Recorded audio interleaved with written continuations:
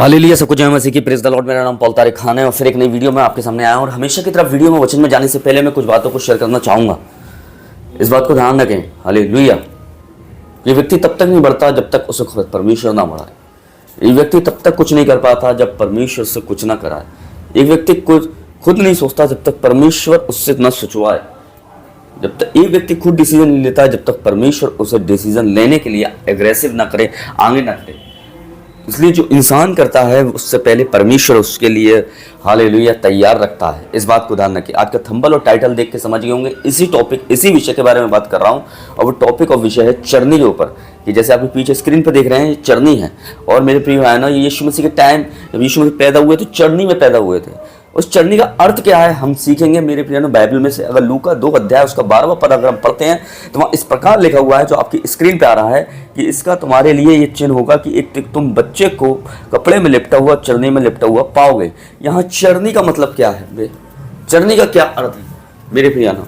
चरनी का अर्थ है मेरे प्रियानो, किसी चीज़ में आपने जन्म लिया और गर्भ में से निकले और आपने चरनी में उसे रख दिया और उस चरनी में वो रहता है। उसका वो झूला है जहाँ पर वो क्या है, आराम करता है, सोता है बच्चा। उस चरनी में क्या करता है? उस चरनी में वो अपने आप, उसका चरनी उसका एक कमरा है। इस बात को ध्यान रखें, जिसमें वो आराम करता है, लेटता है। ये उसका एक चीज़ होती है, चरनी उसका एक कमरे की तरह होता है जिसमें वो रहता है मेरे प्रिय भाई बहनों। हालेलुया। इसलिए परमेश्वर इस चरनी में यीशु मसीह क्यों आया? इस चरनी में यीशु मसीह को क्यों रखा गया? इस चरनी में यीशु मसीह को इसलिए रखा गया मेरे बहनों, आज वो उसी चरनी में रहना नहीं चाहता। हालेलुया।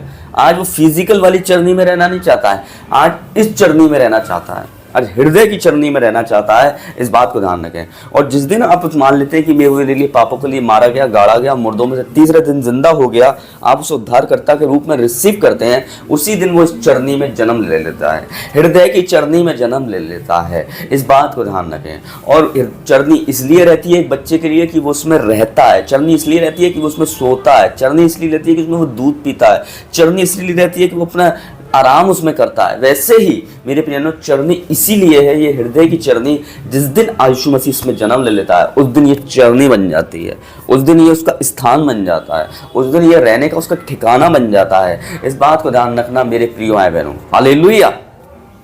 अब वो फिजिकल चरनी में नहीं आना चाहता, अब वो सेकंड टाइम किस में आना चाहता है? आपकी हृदय की चरनी में। हालेलुया। अब ध्यान रखें, आपने इस चरनी को तैयार किया ही नहीं किया है। उन लोगों ने फिजिकल चरनी को तैयार किया, यीशु मसीह आया उसमें। अगर आप स्पिरिचुअल चरनी को तैयार करेंगे, हार्ट की चरनी को तैयार करेंगे मेरे यहाँ, तो इसमें क्यों नहीं आएगा वो? और जिस दिन आप कन्फेस कर लेते हैं, हालेलुया, उस दिन एक खुशी का पैगाम आपकी ज़िंदगी में आता है। और वो पैगाम ये है कि इस चरनी को, इस हृदय, अब हृदय नहीं रहा, अब ये हृदय की चरनी बन गया है। Hallelujah, hallelujah. ये फिजिकल चरनी तो घास फूसों से सजाई गई थी, पर इस चरनी को वो अपनी आत्मा से सजाना चाहता है। हालेलुया। क्यों उसने दाऊद से कहा कि मैंने अपने मन के अनुसार एक इंसान को चुन लिया है? मन, दिल क्यों बोला? क्योंकि उसके अनुसार था, उसका हृदय चरनी की तरह था।